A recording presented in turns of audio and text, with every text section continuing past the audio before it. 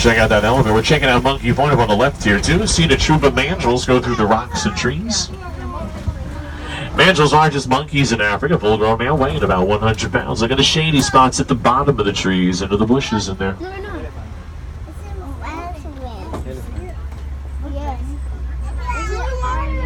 And of course, check on the right. You know you're going in elephant country through here, too. Big red clay pit way up on the hill to the right. Last time around, the elephant herd went up there. We're going to go up there, too. See if we can find more elephants.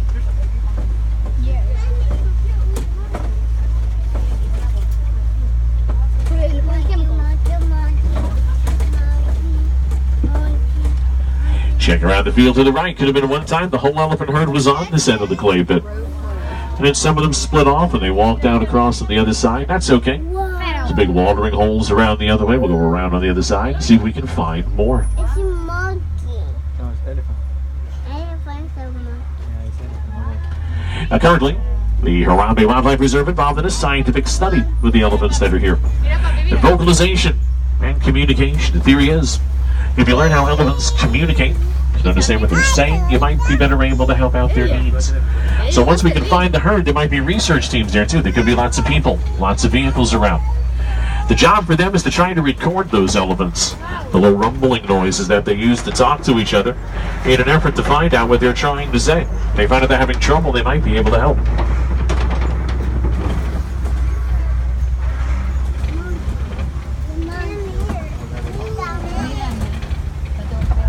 On the side of the red clay pit ahead of us here, elephants came down this way. Look around, you see some clues. Lots of tusk marks up and down the walls. Lots of footprints here too. Elephants eat this red clay. Gives them nutrients. Their diet of leaves and grass does not. On ahead, we're not far behind. So we were right. The herd came out at the big end of the clay pit. They scattered to the water out ahead. And that's where we're going to go too.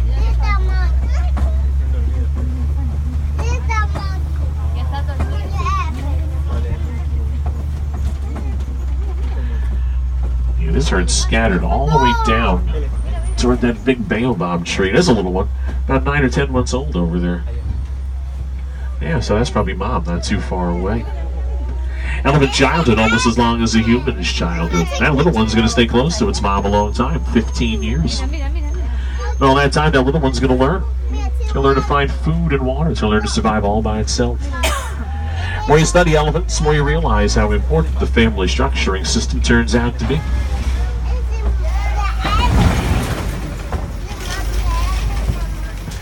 Elephants on the plains, lots of dirt, lots of mud on their backs. Elephants spray dirt and mud and grass in their bodies, keep them cool and protect them from sunburn. Their skin actually very sensitive to the sun. So this herd may have scattered all the way past that baobab tree down to the water. And we'll check down there too.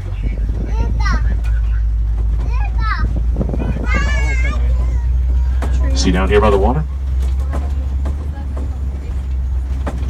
We've seen elephants eating out here. We're going in the water. Elephants, big eaters, absolutely. Over 300 pounds of food every day.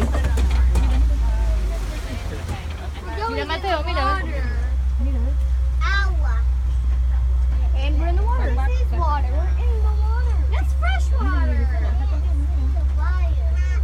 This is all like the Greater flamingo, up ahead around the island. Light pink flamingo, the lightest pink flamingo in the species. Greater flamingo get the pink coloring from beta carotene. They get that from the brine shrimp they eat. The flamingo not so pink are the younger ones. They get pinker as time goes on, but it takes time. It can take over a year, and sometimes even longer.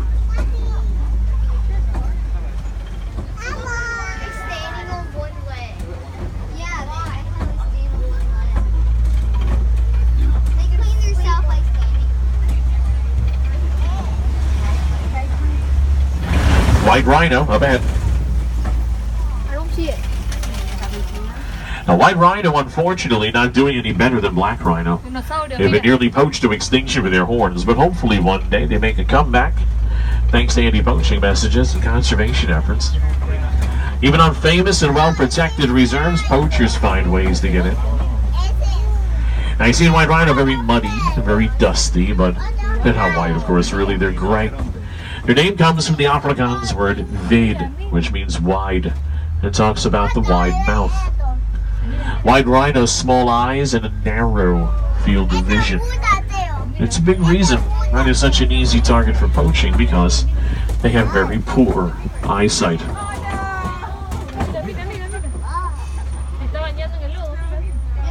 Rolling in the mud.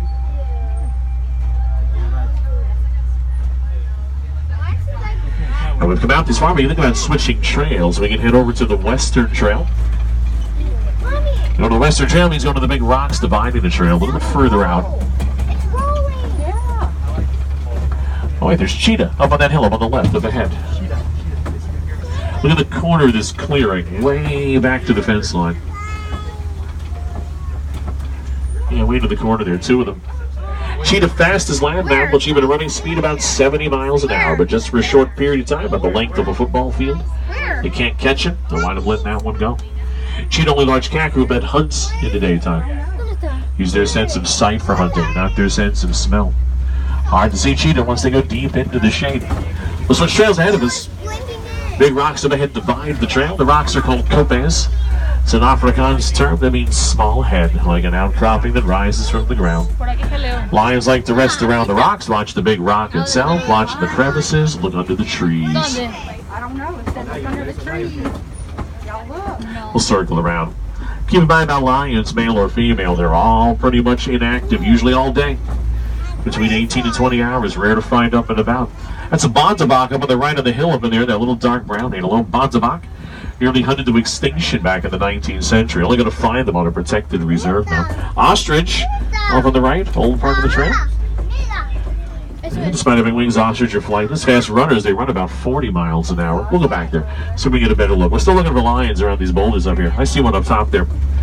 Sometimes the lioness, she might go out to a bit more of the hunting if the male does not to stay back to protect lion cubs. Male goes too. There's a male on the ledge there. See him with the male? Now look up top. There's a lioness way up there. Do you see that line?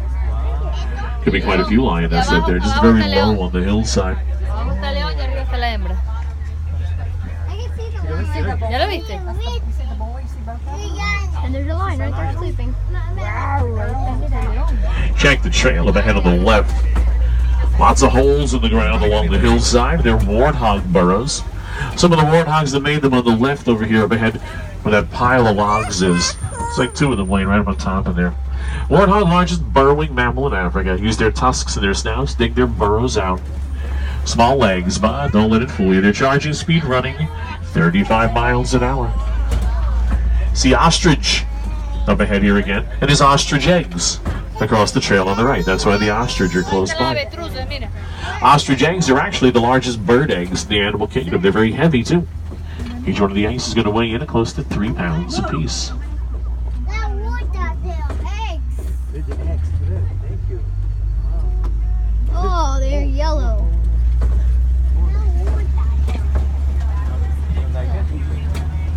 Crossroads ahead of us. The gates up here on the left side of the trail are open nowadays because that is where they started to work on the new end of the reserve. We'll see how they're doing. The reserve in the process of trying to introduce scimitar horned oryx to the land up ahead. Horns of the oryx growing about 42 inches in length, taking the name from the Middle Eastern sword, the scimitar. Look up in front of us up on the hills up ahead on the left. Introductions of animals into new territories, it's a complicated project. Probably lots of work has to be done. You see geyser activity and springs have been forming. The oryx come from the desert originally. They're not going to need lots of water. But if they want fresh water, plenty of that around. Different predators have moved to the area. The horns of the oryx, 42 inches long. They should be able to take care of themselves. Challenge they will face out here is people. There's more people here than ever before. But hopefully with the help of animal introduction teams, the oryx will get used to the people. It's also important now that the people get used to them being here too. Ideal goal of conservation is that animals and people learn to live together, then one day learn to benefit from each other too.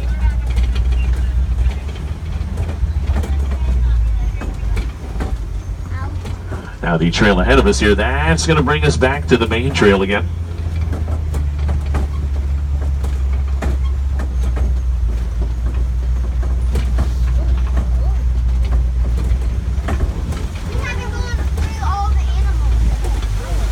Yeah, main trail up ahead again once we're back on the main trail. We'll pass by a series of warden posts. That's where I drop you off. If you're interested in those up-close animal encounters, I recommend that you head to the Gorilla Falls Exploration Trail. We'll go back to the village, take the train, the Wildlife Express.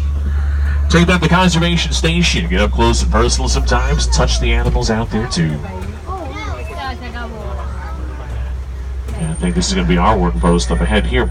It's a good time to look around you then. Check the seats, check the floors. Anything that you stored down there during the trip. Folks, to the right side, remember to watch your fingers and toes. Doors will open up. We've already